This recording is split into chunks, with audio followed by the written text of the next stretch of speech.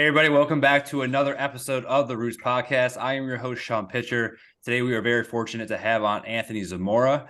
He is the Vice President of Nutrition, Culinary, and Hospitality at the Utah Jazz. I met Anthony back in 2018. We were just talking about this story before we popped on.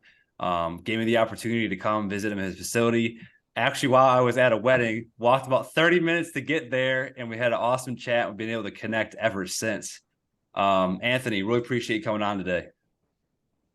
Yeah, man. Thank you for having me. Really excited to be here.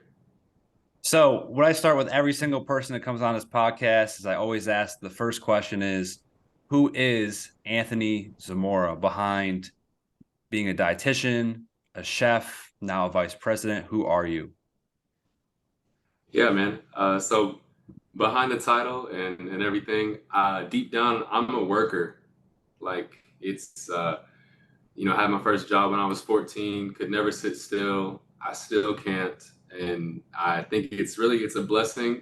Sometimes some people might say it's a curse too, but I'm just never satisfied. Always looking to improve anything that I'm pouring my heart into. So I really love um, coming to work every day. I mean, it's a big part about my identity. I'm married for almost 4 years now. My wife and I actually met when we were in undergrad nutrition class at the Wow. University of Tennessee. She's a real estate agent, and we've been in Salt Lake City for about 5 years. We have a dog. He's a mix. He's like husky, shepherd, and pit bull. His name's Domino. He's a sweet, sweet boy. And yeah, man, I do competitive Olympic style weightlifting. Got into that about a year ago. Really, really enjoying it. I've always loved working out. It's been fun though to have a goal and something I'm working towards. Some people compare it to a golf swing, so always trying to fine tune the technique and work on it. And then I really love music as well. So in school, I played percussion. I was in the marching band. In college, I was doing jazz drum set, and really love everything with a beat, anything percussion related. I'm into old school R&B music, and I'd say that's me behind the job. So basically the good music, not the music nowadays. You can't understand what they're talking about. Yeah, I was just I'll having give a you the conversation. sun, the moon, the stars, and the mountains, There and you even go. more. I Yeah. was just having that conversation with our strength coach today because someone had put out a song. I'm like, did they just sing for 4 minutes straight and it was the same words over and over and over? I'm like, Yeah. where's the meaning behind this? Like, it has no meaning behind it whatsoever. Love the competitive weightlifting. I'm obviously a lifter myself, training 4 days a week, every single time in the morning. For me, and I'm sure probably for you as well, it's kind of my release. It's kind of my way to kind of get away from everything, not think about anything, and kind of start my day almost kind of in a Zen state, right? Got my training out of the way, Mhm. my mind's refreshed, I'm full of energy, ready to start today. And then when the guys are coming in, like I'm ready to go. Like I'm going to be the first one to say Yep. Yep. hello. I'm going to be the first one that's going to be high in energy. Obviously, they're walking in probably with this like, oh, I just woke up and got out of bed type of body language. But being the individual that kind of brings the energy every single day definitely can make a huge difference with your athletes. Now, Oh yeah, it allows you to set the tone. There's a lot of power in a smile alone. So I love that you're on the same wave. yeah, and that's something I've got from my former strength coach I worked with, actually IMG Academy, Coach Dillman. He now works with Connexon, but he's like, you need to be good body language, positive, high energy, always come in the room. Like, doesn't matter if the guys are down, like you need to be the person that's going to help uplift them regardless. And it shouldn't be matter if it's Yeah. nutrition, strength, sports science, athletic training, the coaches, like everyone needs to bring that attitude because you never know what's going on behind the scenes with them. The power I think of like nonverbal communication and energy and body language, like it's so crazy when you think about it. And I think for anybody who, hasn't taken time to think about it or focus on it, like just you and your positiveness will literally transfer to someone and help them be positive. It's really cool to see it, and like when you do it so much, and it's just crazy. And I had where I picked that up a lot was I worked with a lot of mental conditioning staff at my previous job. Mhm. And like that was things that they were telling me to look at. It's like, look at their nonverbal cues. Like, how is their facial expression? Like, how are they interacting with you? Are they responding to you? Like, are they fist bumping you? Like, I literally just had this conversation with one of my players, this morning, right? I said, hey, I've been telling the last week, like, you've been looking pretty tired and exhausted, right? Oh yeah, well, I haven't gotten a lot of sleep, or I've just haven't been keeping up with the routines and stuff that we've talked about. And I was like, yeah, well, I could see it from a mile away, like first thing walking into the building, and him looking at me, well, like, how did you know that? So I went over a couple of different things and like how I was able to like figure that out and how I knew that. And I was like, just think though, like you go to college, people are going to see the same exact thing, right? Like, are you going to be, like you said, the one with the smile, the high energy, do what you're supposed to, take care of your body, and you're going to be the one that the coach doesn't have to worry about? Or are you going to be the guy walking that looks tired and exhausted all the time? Like, is that coach or is that team going to be able to count on you? And just kind of get those wheels to start thinking in their head, like, is what I'm doing right now like going to be good for me and help me not only while I'm here in the environment that I am now, but in the next environment or around the next professionals or teammates or people that I'm going to be around, and just try to Absolutely. get them to make that decision on which way they're going to go. Hopefully, Mm-hmm. it's a game within the game. Love One it. of the big things I know you explained to me before we popped on was you have a really strong passion in hospitality. You use a couple phrases. One was, you want to be the best experience in the NBA. You want to give what's called roster love, which is giving every individual player that individualized care. So could you just kind of talk a little bit about that? What does that, consist of? And what does that mean to you when it means bringing hospitality to the players or even an organization that you work with?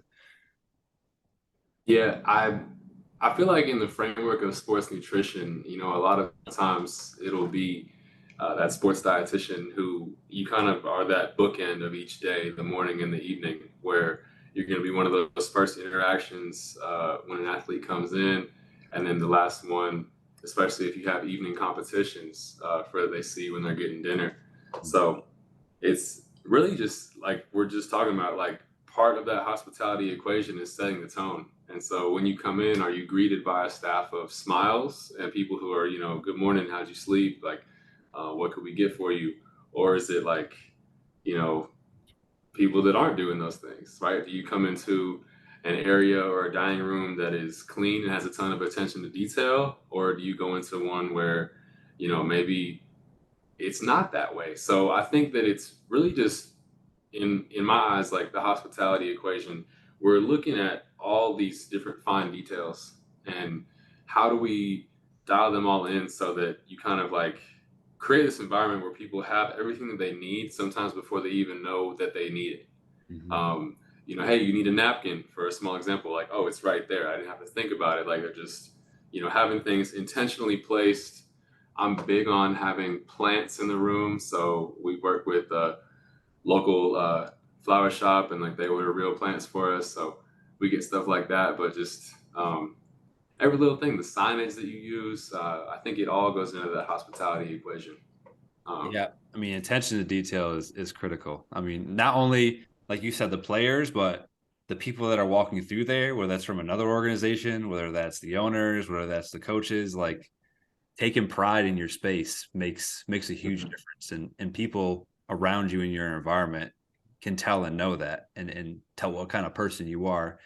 And it helps, provide kind of that trust. Like I know when I come in every morning to eat breakfast, I know where everything's going to be. I know Anthony's always going to have it. I know these are the type of individuals that I'm going to like come across. Like night and day makes a huge difference. Absolutely. Oh yeah, And I coming like into these organizations, you good. Go I ahead. say like we're all cogs in the wheel, and so if you can create a great experience for someone on the medical staff or someone on the coaching staff, and then they're going to take that energy, take that experience, and that will help improve their interaction that they have within the next hour or two with the athlete, we're all winning, and it just comes Yeah. full circle. So we really emphasize on that with my group.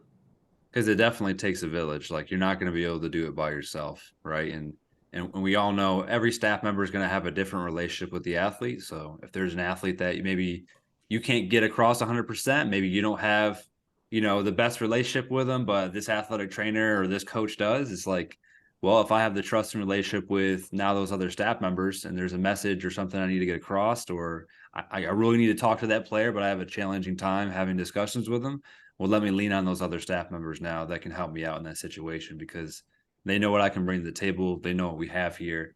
And, maybe they're going to be the one that's going to spread that message to them to hopefully help them. And it's okay to be able to do that, right? Like, we don't have to have every single person like us. If they like another person and at the end of the day, we were able to help them and get to from point A to point B, it shouldn't have to be like, well, I didn't help them and they didn't want to come to me. It's like, at the end of the day, it doesn't matter. It really doesn't matter. Did they get helped and did they get what we needed them to do or to change? Yeah. I mean, I love that part in not only with seeing a colleague to help an athlete, but the same thing with like, I don't, make a lot of food anymore. Maybe like 15% of the food that comes out of our kitchens, like I'm physically responsible for. And I love, seeing other people shine in that spotlight. And I love hearing other people be called chef and like just seeing everybody win because you know what the greater purpose is and what the mission is. And it's not about getting all the glory, but it's, are we getting the job done and are we getting it done at a high level? Sometimes it's a thankless position, and it's like, as a dietitian or a chef or whatever, sports medicine staff, like whatever it is, just like, are you okay with not getting thank yous 1,000 times a day? Like, are you okay with having to put extra hours in and like no one's seeing you do that, but at the end of the day, like it's going to benefit them. And, sometimes that's tough because it can definitely wear on you at times. And you're looking for like one little thank you here and there once in a while or a little bit of appreciation, but you just have to know at the end of the day, like it may or may not come. And are you going to be okay with that? And sometimes that's challenging. But I think really cool to segue into is I know we were talking as well as congrats, you just got a promotion. You're now the vice president of nutrition and culinary and hospitality. What does that new role look like for you now as you're kind of progressing through the company? I think amongst NBA teams, I know you probably have one of the largest staffs that I'm aware of from a culinary nutrition standpoint compared to most people. So you've really, in the last 5 years, grown that program out pretty significantly. Yeah, thank you, man. Thank you very much. It's been really, really cool to see it grow and just like all the things that we've been able to do to provide a great experience, not just for the athletes, but for a lot of different people that touch the organization.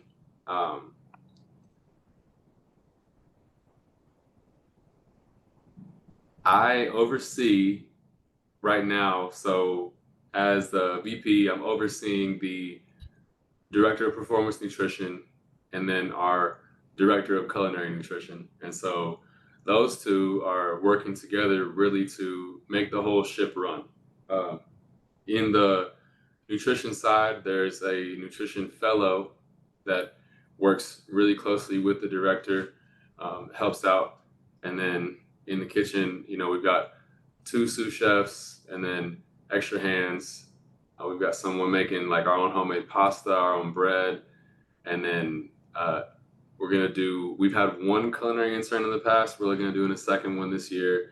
But for me, it's been, it started with me and one other person back in 2018. And now it's, we've continued to do a little more here, a little more there, a little more here. And it's just like, but I'm able to pull away and go do a lunch for some executives that are having a meeting like for the business side and they're working on a deal. And so I'm able to go help that side. But it's grown and it's allowed us to branch off and to do little different things like that. And I really get to, in addition to like overseeing the stuff, just direct my energy to where I see the program needing to grow as it ebbs and flows and who needs support. Maybe did somebody call out sick today? Like, I know they're going to need some extra hands in the kitchen and I might just be jumping in and helping out with dishes, but like, that's what's going to happen that day. And then otherwise, like big picture stuff, like I was saying earlier, I'm working on getting more involved with our business side. We kind of joke around back in operations that, the business side with marketing and the relationships and the partnerships, like they make the money for the team and then basketball operations, we spend the money. So giving back to that side a little bit, and helping them look good and help in any way that I can. But it's really cool. So developing relationships with vendors, with designers, like you name it. It's I like I said, I kind of get to pick where I give my energy on any given day. Yeah, that's something I've had to do as well. Like in this new position I'm at, start to understand the business, the branding, the marketing, right? Understanding the different levels of where I can essentially help out as a dietitian. Like, what does the business want? What does the coaching staff in my department and academics need from me? And then it's like, what does the athletes need from me? And like, how do I serve all three of those different levels? Because at the end of the day, right, the top level is going to make the decisions for what we're going to be able to do, what money we're going to be able to spend, what resources we get, which is then going to be able to provide the best product that we can for the athletes. So it's like the more that I can help, level 1 and level 2, right? Level 3 for the athletes, I'm going to be able to get a lot more stuff than I need at the end of the day. And that's something I've had to definitely heavily invest in the last 6 months to try to get some different things that we're trying to shift towards in our facility. So that's been definitely a new and awesome experience, and has provided me some opportunity to kind of think outside the box, in comparison to possibly some other jobs that I've had in the past. And it's just, to get some of the things that we need to get, it's just what I have to do. So it's like, if you don't think about what the business needs, then I'm probably just going to be at square one basics and only going to have X, Y, and Z. But if I want the other stuff on top of that, like, I'm going to have to find out how I can utilize that part of the company to be able to get those things. I think it's so cool as the nutrition profession continues to evolve, and hearing you say that, and you like as a background in dietetics, and same with me, being able to have a seat at the table of some of those conversations, and contribute to the well-being and the growth of the business. So that's really cool to hear. And the other wild thing is, just since the base of our company is a social media company, half of our building is content and media. So it's like, and we have 50 to 60 million followers, which is larger than pretty much almost any NBA team, or even some like major Division I teams. So then it comes to as well, it's like, how do I understand the content and media side, right? Because now everything's coming down to your community, right? Whose community are we using to bring to our community, to make our community bigger? If we make our community bigger, that's going to then essentially help our situation in our business. So it's definitely a different mindset to kind of think about there, and be able to also, for my end as a dietitian, right, possibly whether it's now or in the future, being able to tag team with content media, right, and having a bigger stage or a bigger community to spread hopefully some of the information of what a dietitian does, and kind of what that role entails, and what goes into that, right? So exciting things kind of going forward. So that'll be super cool to kind of keep diving into that as we kind of go along there. Yeah, man. No, it's necessary. It's crazy still. We hear it all the time, but just a lot of individuals aren't aware of the difference between a nutritionist and a dietitian. Yes. We have to tell. Go ahead. I was gonna say we tell our guys, like, in the off season, because you have some overseas athletes, like, they could be legit, but if you're in America, like that's how we do our credentialing. So yeah, I mean, I don't even have, and sometimes the staff it comes down to staff education too, right? Like, they just don't know. Like, maybe they've never been around a dietitian, or that those two words get thrown back and forth all the time, like nutritionist, dietitian. And sometimes I just have to like pull them to the side real quick, and I'm like, hey, if you're talking to this recruit or this parent, or this possible sponsor that's coming through the building, like, I'm a sports dietitian. yeah, And sometimes you got to say, like, well, what is the difference? It's like, well, I have a degree, I have credentials, I took an exam. Like, I'm not just a flyby, like, took a certification over 2 days. Like, there's a pretty significant difference. I'm not going to go into detail with you, but I'm just going to let you know, like, I wouldn't call you, like, let's say like a strength coach. I wouldn't call you a trainer. I call you a strength and conditioning coach, or I would call an athletic trainer a personal trainer. I call you an athletic trainer. So everyone's Yeah, got their yeah, title and they worked for that title. They got the degrees. They put the work in. So it just comes down to like a general, respect type of thing at the end of the day. right. Spreading the word. I love it. That's all we can do. Um, one of the things I wanted to ask you, because I know you've been doing some more traveling with the team on the road, as a how does that look? How does that work? Like, are you going to the hotel kitchen and cooking? Are you instructing other chefs how to cook? Are you developing a makeshift kitchen and you're cooking for the players? Like, what does that look like when behind the scenes when you're trying to feed the players during a super busy season with multiple games, especially too? Yeah. So not just with our team, but it's been really amazing to see the growth of NBA teams having a full-time nutrition presence when teams travel. And it's been historically all around, not just NBA, but a lot of times the strength coaches had to pick up the extra things. And now that a lot more teams are leaning towards, okay, we're going to bring a nutrition professional on the road, little stuff like that we can take care of allows everybody else to like do their jobs as they should, and they're not being strained one way or another. So for me, it was my third year, actually the COVID year, that I started to do full-time travel.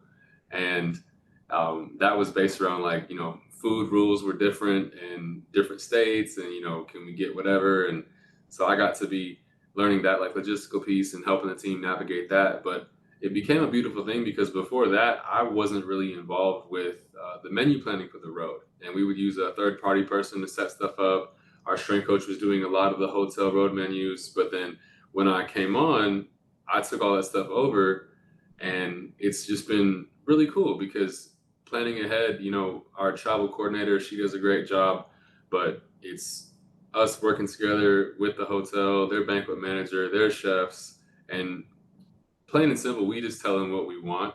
Mhm. And I try to be as specific as possible. And we get comments that they're like, "Oh, we love your menus," because I will like write something like, make sure you season this to perfection, or can we get some nice like decadent little bites, or like I'll say like I'm having a conversation, and You're having a they really conversation enjoy that. I think, through the menu. yeah, right. And they So get what you're saying we'll too. They understand it. yeah, exactly. And so we'll get comments of like, yeah, your menus were like the highlight of our weekly huddle because, they actually have all this extra, it's just fun language that we put in there about how we would like to see the food presented.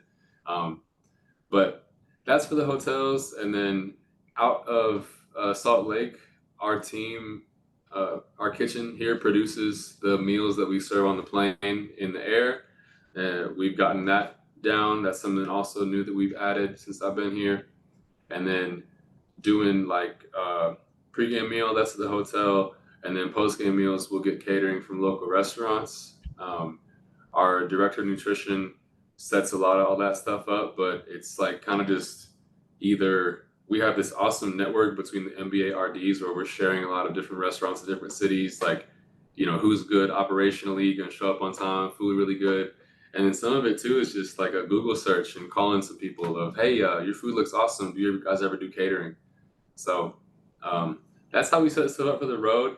And really, it's a great time to work on relationships. You get a lot of touch points. I feel like at the practice facility, you really have like two, maybe three touch points a day, like on the way in, on the way out. And then maybe you're crossing by them like court, training room, weight room. But then on the road, you're gonna see him at breakfast, you're gonna see him at lunch, like you're gonna see him all the time during the game, and it's a lot more opportunity for building relationships.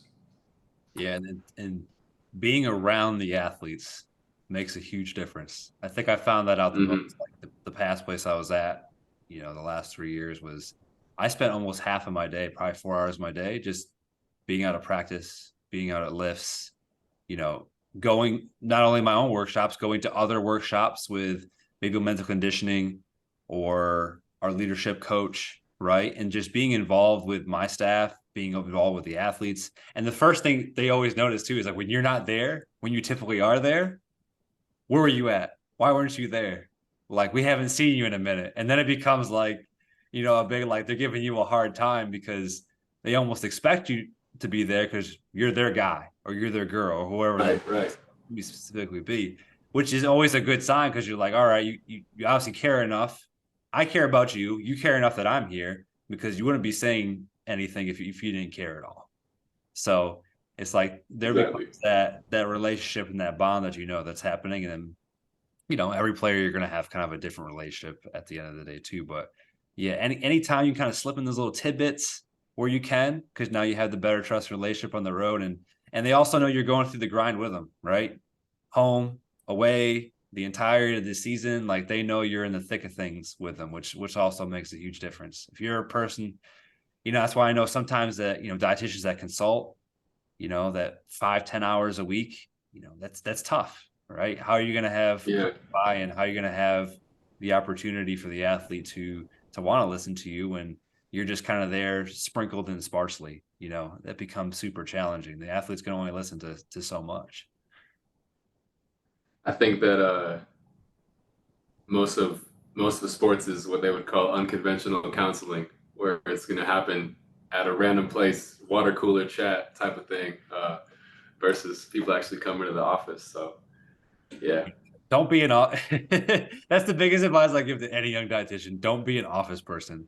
Get out and about, be around the athletes, be around the staff. Like, no one's going to want to come find you in your office. Like, you can get so much done and get so much information out being there in the moment, and taking advantage of the moment too, right? Like, you see a guy struggling, doesn't have energy, not getting good sleep, right? You might have to capitalize on that moment. Say like, hey, I see you're like really exhausted. And I'm watching you in the game. Like, I could tell it's affecting you. You're not getting as many minutes. You're missing shots, right? Like, you can start working with sports science and looking at the data there and intertwine and collaborate on that end. And then all of a sudden, boom, you just kind of bought them in a little bit because they're like, yeah, I do feel like that. Or like, yeah, I haven't been playing very well. And now, boom, you utilize that moment. And now you're able to slip in some information that hopefully they listen to, and then start to improve and see the difference. And it's like, do you want to go back to feeling like that? No. Well, then let's continue to keep consistent on this schedule and this routine and doing this, because we've seen when you're out in the court during a game, it's allowed you to play 10 times better. And the data shows everything's about data, right? If you're not testing, you're guessing. So if we're testing, the data is showing that you're doing good, you're improving, you're feeling great, we're in a good spot. Yeah. I'd say those are some of the best feelings, being able to give good news, whether it's a body comp or any type of thing where it's good, and, seeing them get excited about it. But I think it's nice too for the athlete to know that, someone is caring about them getting better as well. And that, I always say, hey, my goal is for you to like have a long career, right? Sign your next contract. Like, that's all I'm here to do, is just to help you, provide you the resources and tools. So it's cool to see it come full circle and see them win. I always tell them when they come, because we'll do weigh-ins every Monday in the morning before they go for breakfast. And I always tell them all the time, like, hey, if you ever need help, I know a guy. And it always kind of throws them off because they're thinking like I'm talking about another guy. And they'll be like, oh, who is that? I go, he's sitting right next to you. And usually like trick them, they're like, oh, okay, I got you. Sure, that sounds good. I'll come chat with you later. So it's like a coach I worked with. It's the game within the game sometimes. That just give them those little bits of information. Then, because like, oh, I'm gonna weigh him, give him a little bit, send them off, and the next day or two, did what I say? Did they think about it? Because you're gonna know pretty fast based off of like their compliance or their response, or if they tweaked and changed that little thing. You always typically end up knowing if they took that information in that moment and actually did something with it. So, but yeah, that's always a special moment, or really cool. Where do you see sports nutrition and maybe even the college sector or in the NBA? Like, where do you see that progressing and going from here? Right? It seems like you're essentially kind of setting the standard with the staffing, having a culinary staff, having a nutrition staff. Now you have this new role. Obviously, has the hospitality end to possibly do something higher in your organization. How do we get more NBA teams to have just one dietitian, or how do we get more NBA teams to provide the resources to our dietitians to possibly bring on an executive chef? Yeah.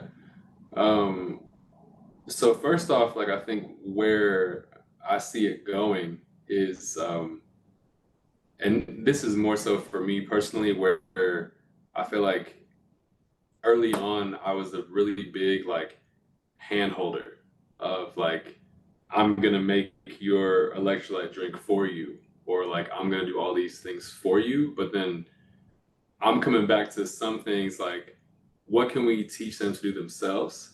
Um, like the expression that the athlete, when they're done with their career, never has to pick up a weight again, but they have to eat every single day, and how we can help give them tools like that. But it's like, I'm starting to come back personally to like, how do we give them skills?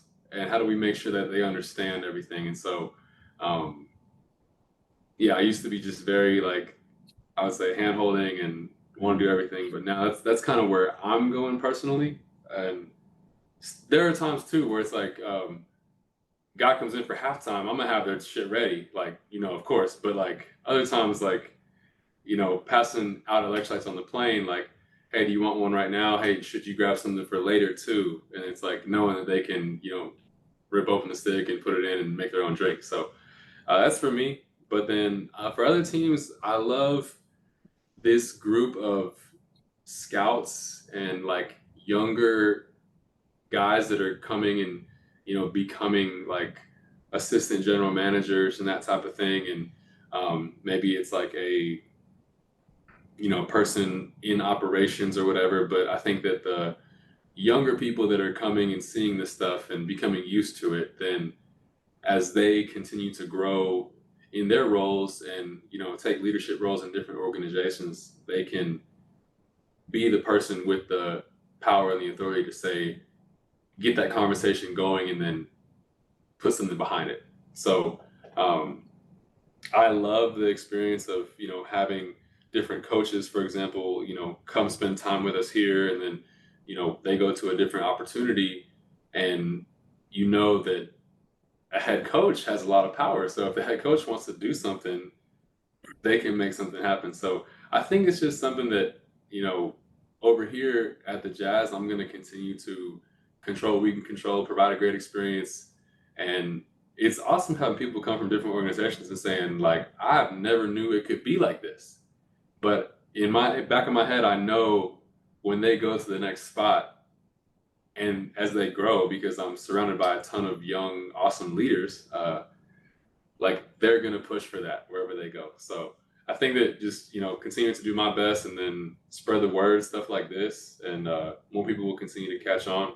I love like look at other teams, like look at collegiate setting, look at the NFL, and just how can we just follow them. The NBA dietitians are we're starting to follow a model similar to the NBA athletic trainers. So they're like a legit organization.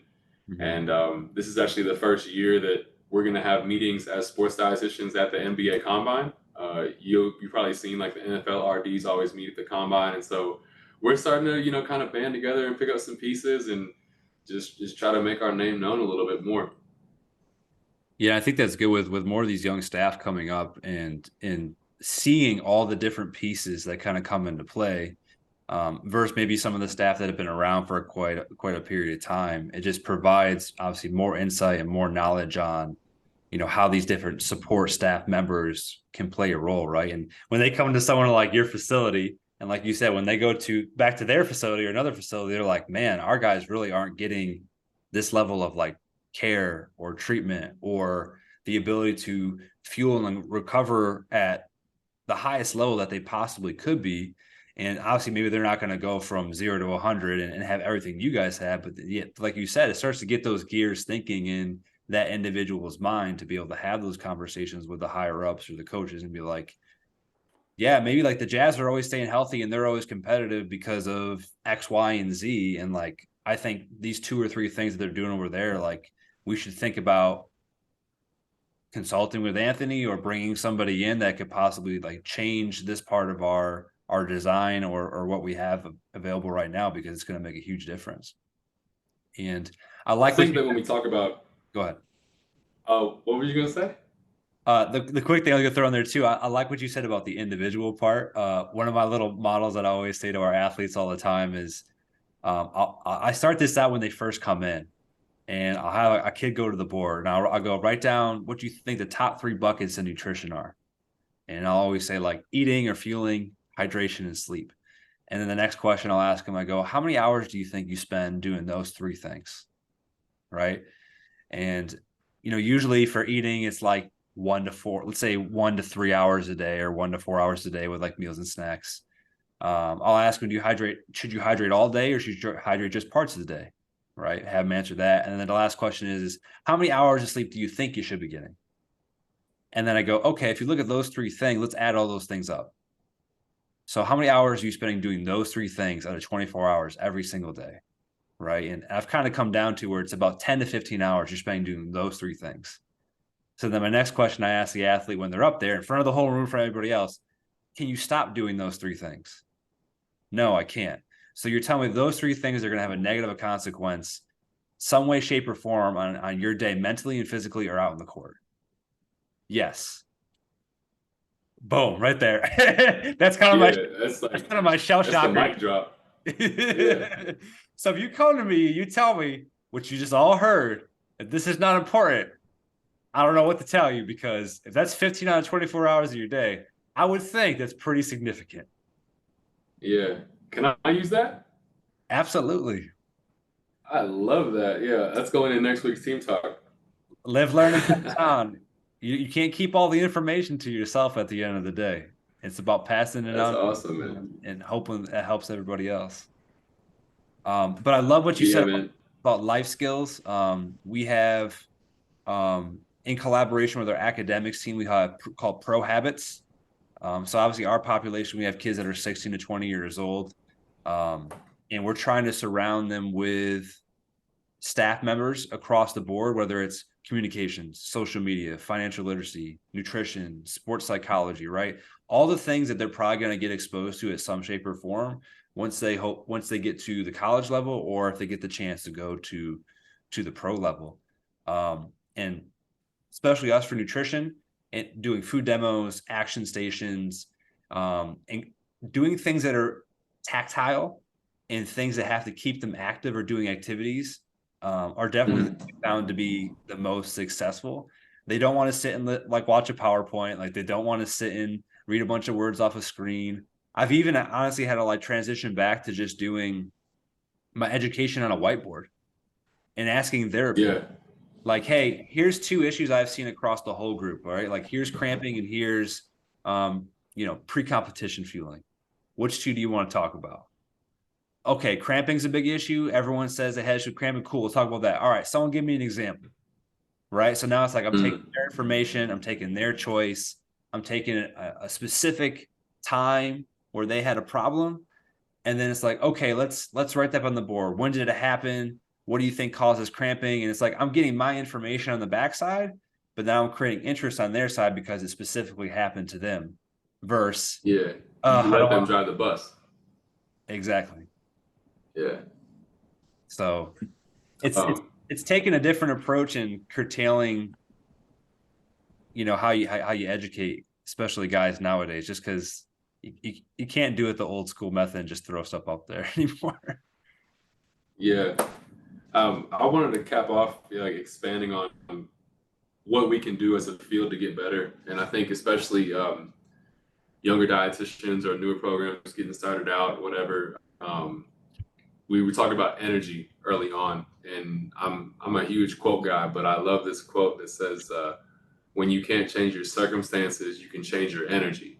So just being mindful of like, instead of complaining of a lack of resources, how can I be creative, or some might say like scrappy, and with what I have, make it better than it is right now. So I think that's really important. Before you put the blame on somebody else, look inward to yourself. Like, was I the one that didn't communicate? And that's why this, colleague of mine did something that I thought would rub me the wrong way. So I think taking those things seriously, not making assumptions, but really like ask yourself, like, how can I, if I don't have resources, how can I make something better with what I do have? Exactly. I think one thing there is communicate. If there's an issue, a concern, you have something you need to bring up, it's just like having those tough conversations, especially if you're coming in the field of nutrition, like you need to be ready and prepared to have them. And like you said, not get offended or upset by what the other person's saying. You're just giving constructive criticism between one another, having a conversation, and then hopefully providing feedback on what you feel could then benefit the organization, the company, the business, the athletes, right? Obviously, listen to what they have to say on their side, because there's always going to be two sides to the story. And then hopefully some type of compromise, or like you said, work with what you got and just absolutely kill it with what you got. And then hopefully those individuals see that and they're like, we need to definitely support these guys more, because he's being able to do this with this little. Like, what can he do if we gave him a little bit more resources, or we gave them a brand new kitchen, or we gave them one more staff member, or like whatever it is. And you're just continuing to keep building value in what you do in your department. And I mean, like you've done, like it shows at the end of the day, like you can grow Yeah. pretty rapidly, or We depending on how much effort you put in. we created a like very like rudimentary setup of live action station inside of our locker room for this past season. And it was like, hey, we're just going to try this. We're going to do it in a really inexpensive way.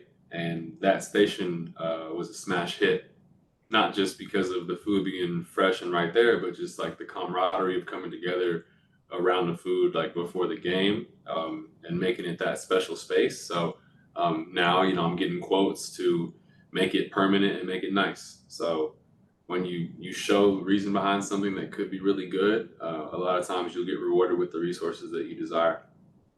And if the guy makes it himself, he can't say anything that it wasn't good. There you go. But everyone thinks they're a chef, right? So they're gonna be throwing down there. They're gonna come to you, Anthony, like this is like a 15 out of 10, man. You got to try it. Like I just made the best omelet or best pancakes or whatever it was. Like I threw down today. But like you go back to, right? It teaches them life skills. You're gonna have to cook and eat your whole entire life. So like, why not learn that skill now? So that way, not only can you fuel yourself life after basketball, but now you can obviously put your family in a good position, because you can show them how to cook.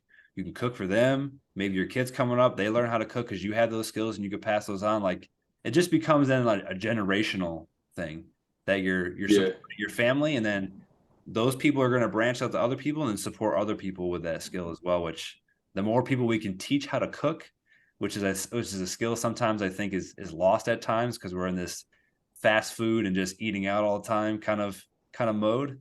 Right. Yeah. Has a huge benefit. But so I'm going to kind of finish things off, and I just want to ask you kind of one last question. What are maybe like 1 to 2 people within sports nutrition, or maybe a performance chef, that you think dietitians should go reach out to today that would make an instant impact on having a conversation with them? I